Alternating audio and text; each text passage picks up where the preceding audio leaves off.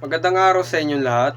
Ako'y narito upang ibahagi ang aking pananaw tungkol sa papel ng kabataan sa pagbabago ng lipunan. Madalas nating marinig na ang kabataan ang pag-asa ng bayan. Ngunit ano nga ba ang kahulugan nito sa panahon ngayon? Bilang kabataan, hindi pa tayo lubos na may kapangyarihan tulad ng nakakatanda. Pero mayroon tayong kakayahan na makapagbigay ng positibong impluensya. Sa simpleng paraan tulad ng pagsunod sa tama, pagtulong sa kapwa, at pag-aaral ng mabuti, nakakapag-ambag tayo sa pagbabago. Mahalaga rin ang ating boses sa social media. Madalas tayong nagiging aktibo sa pagbabahagi ng ating opinyon. Dito natin na ipapakita kung paano natin gustong makita ang kinabukasan.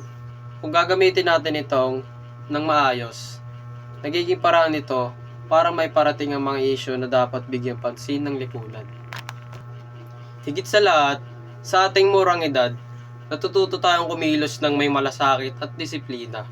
Kung maaga pa lang ay natuto na tayong magpahalaga sa pagkakapantay-pantay, katarungan at katapatan, dadali natin ang mga mahalagang ito hanggang sa pagtanda.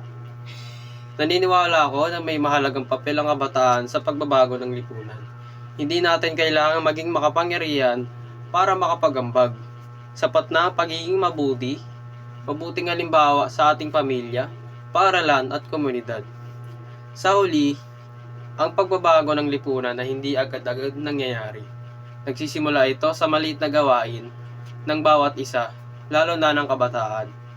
Kaya tayo bilang kabataan ay dapat magsikap na gawin ang tama, dahil sa ating mga kamay nakasalalay ang kinabukasan ng bayan.